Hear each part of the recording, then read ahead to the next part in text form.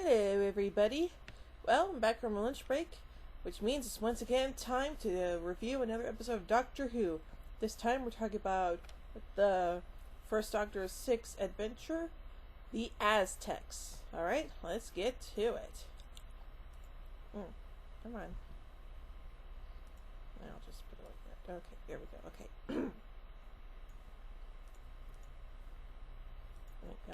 Okay, there we go. Okay. The TARDIS crew arrived in Mexico in the 15th century. With the TARDIS trapped in a tomb, Barbara is mistaken for a female reincarnation with ancient high priest Yetaxa and assumes her guise and identity. From her new position of power, Barbara sees her chance to bring an end to human sacrifice. She sees the good side of the Aztec culture manifested in Outlook, the high priest of knowledge, and the gruesome side embodied in the local butcher, the high priest of sacrifice, Tloxol. I hope I'm pronouncing those right. As something of an expert on this period, she sees how advanced their culture really is, and believes that if sacrifice were abolished, they would be spared destruction at the hands of the Spanish. The Doctor's urgent warnings that Barbara cannot change history fall on deaf ears, much to the Doctor's fury. The bloodthirsty Tloxol begins to suspect Barbara is not Yetaxa returned, especially because she's trying to ban human sacrifice. He sets a series of traps for her and her companions. For example, Ian has been compelled into the military and fights the strongest warrior Ixta to prove his ability to command the Aztec forces. Thus, Ixta develops a grudge against Ian and is used by Tloxol to try to prove that Barbara is not Yexta. The Doctor unwillingly tells Ixta how to defeat Ian in combat using a drugging agent, and this battle nearly ends in the Doctor witnessing his friend's death. When this fails to be conclusive, Tloxol, man, these names are hard to pronounce, convinces the subordinate priest, Tonila, to make a poison for Barbara. The death of Barbara following consumption of the poison would prove she's not immortal and therefore not a god, but Ian silently warns her from his hiding place, and Barbara refuses to drink the poison. She tells Tloxol that she's not Yexta, but warns him not to tell the people. He now knows the truth, but must find a way to unmask the false goddess. Susan and the Doctor have meanwhile both become involved in marriage-making scenarios. Susan has transgressed Aztec law by refusing to marry the perfect victim who has been scheduled for sacrifice by Tloxol on the day of the next eclipse, while the Doctor, who knows a little about Aztec customs, has become accidentally engaged to an Aztec woman named Kameka after they share a cup of cocoa. Aw, isn't that sweet? Kameka is a kind lady and helps the Doctor and Ian find a way to enter the tomb by secret entrance, despite realizing that this will enable her beloved to leave her. Ian braves a treacherous tunnel in which he is almost drowned to enter the tomb by secret door soon tells his friends that they can flee. Despite her efforts, Barbara realizes that she cannot change entire culture, although she does succeed in changing the views of one man, High Priest of Knowledge, Outlook. This comes at a high price to Outlook, who exiles himself. He helps her to reunite with her friends who are departing to meditate in the desert on what remains of his faith.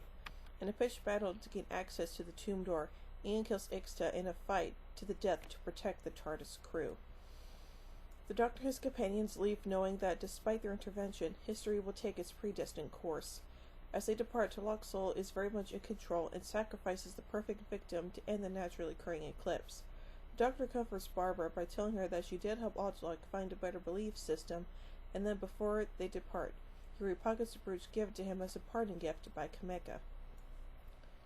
Caroline Ford took a 2-week holiday in the middle of filming for this story. As a result, she appeared only in pre-filmed inserts in episodes 2 and 3. The Aztecs was filmed in April 1964 at Ealing Studios, with studio recording in May at Lime Grove Studios for episodes 1 and 4 at the BBC Television Centre for episodes 2 and 3. The incidental music for the story was by classical composer Sir Richard Rodney Bennett. Ooh, very high-class name. Colorized footage of the Doctor taken from the Aztecs is combined with footage of new actors and body doubles to create an original scene in the 2013 episode, The Name of the Doctor. This new scene is set prior to the series premiere, An Unearthly Child, not during the events of the Aztecs. In 2008, Radio Times reviewer Mark Braxton called The Aztecs one of the best Doctor Who adventures, highlighting Barbara's dilemma about changing history, the art direction, and the sense of impending tragedy. Despite this, he did note minor issues like the backdrops and unconvincing fight scenes.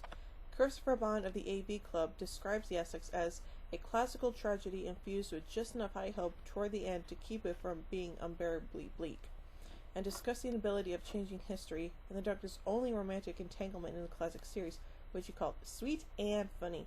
I have to agree with that. Ian Barrowman, writing for SFX, gave the serial 3.5 stars out of 5, describing it as Jacqueline Hill's finest hour, but the show was stolen by John Ringham as Toloxol.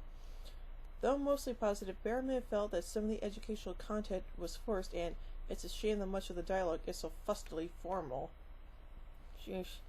In 2013, Digital Spy featured the story in an article on the 10 best Doctor Who stories of all time, praising the script, performances, and emotional impact of the serial. Morgan Jeffrey summed it up as quite simply 100 minutes of sensational drama. It's William Hartnell's finest hour in Doctor Who and one of the show's very best offerings. Lawrence Maslin-Tat would reject the oft-suggested theory that this was inspired by the National Theatre Company's The Royal Hunt of the Sun, suggesting instead that it is a fusion of Luca Rotti's familiarity with Mexico and its history, and David Whittaker's interest in the meetings of two cultures. Well, pretty much had to agree with that on there. And what can I say? This is one of my all-time favorite stories from the first Doctor's era. Oh, and just aside, I will, every time I'm done reviewing episodes from a Doctor's era, I will be counting down my top 10 favorite episodes.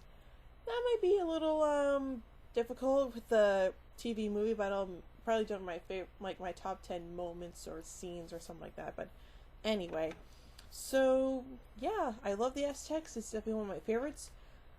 I definitely give it 5 sonic screwdrivers out of 5. Definitely check it out, because it is worth watching. Well, until next time, this is the Whooping Queen saying, "Oh my giddy aunt, when I say run, run, I've reversed the polarity of the neutron flow. Would you like a jelly baby? Fantastic! Allons-y! Geronimo!" Bow ties are cool, fezzes are cool, and Stetsons are cool.